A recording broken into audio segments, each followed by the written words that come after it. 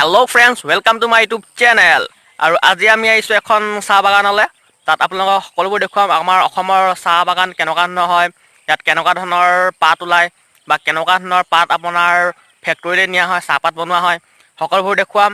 আৰু লগতে চাহ বাগানখনৰ আপোনাৰ কিমান ধুনীয়া সৌন্দৰ্যময় পৰিৱেশ, একদম সেউজীয়া, সকলোবোৰ দেখুৱাই আছো। খালি ভিডিঅ'টো চাই থাকক।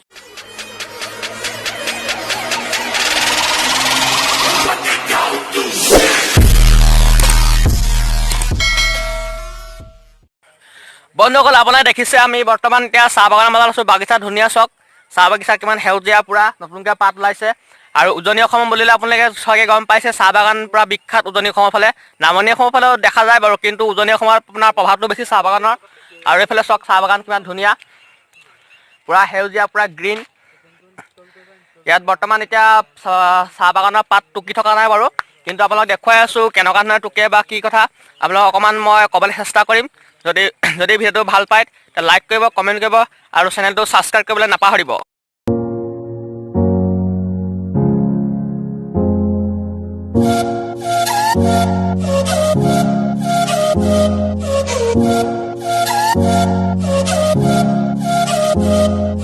বন্ধুসকল, আপোনালোকক মই অকণমান দেখাবলৈ চেষ্টা কৰিম যে আমাৰ অসমৰ চাহ বাগানৰ পাত যি টুকা হয়, কিন্তু যধে মধে টুকিলে নহ'ব। ইয়াৰ কিছুমান নিয়ম আছে বা কিছুমান নিয়ম মানিব লাগিব, নহ'লে আপোনাৰ চাহপাত নলয় বা চাহপাত আপোনাৰ ফেক্টৰীত নলয়।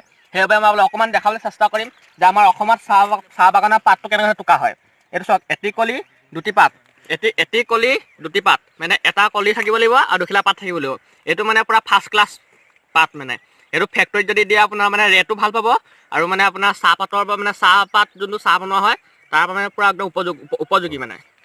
We go hide away in daylight. We go undercover, wait out the sun.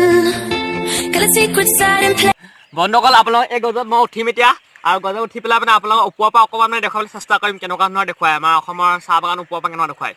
যিহেতু জোৰোণ নাই আমাৰ ওচৰত, গতিকে আপোনালোকে এই গছৰ ওপৰত উঠি পেলাই অকণমান দেখাবলৈ চেষ্টা কৰিছোঁ। গছত উঠিবলৈ ইমান ভালকৈ নাজানো বাৰু, হ'লেও অকণমান চেষ্টা কৰিছোঁ উঠিবলৈ আপোনালোকৰ কাৰণে, আৰু ওপৰৰ পৰা আপোনালোকক সম্পূৰ্ণ বাগানখন তললৈ দেখুৱাই আছোঁ।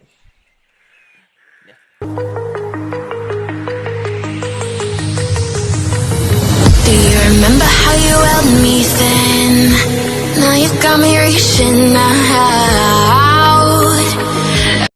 বন্ধুসকল, এইখিনিতে আপোনালোক আৰু এটা কথা কওঁ যে আমাৰ অসমৰ যি চাহপাত বা সেই চাহপাতসমূহ অলপমান মানে সাৰুৱা হ'বলৈ, মানে অধিক উৎপাদন মানে বৃদ্ধি পাবলৈ মানে আমাৰ জৈৱিক সাৰৰ মানে এনেকুৱা আপোনাৰ গুৰিত মানে এনেকুৱা দিয়া হয়। চাওক এইফালে ৰ'ব দেখুৱাই দিছোঁ, এইবোৰ দেখিছে, এই মানে জাবৰ দিয়া আছে চাহপাতৰ গুৰিত, মানে লাইনে লাইনে গোটেই এনেকুৱা এই চাব পাৰে।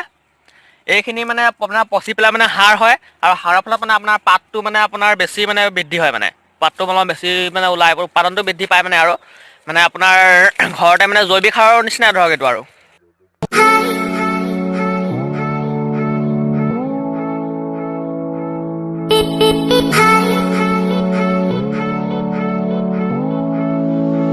দেখি চাব লাগে, আমি এতিয়া পূৰা বাগানৰ মাজত আছোঁ, পূৰা বাগানৰ পৰা মাজত।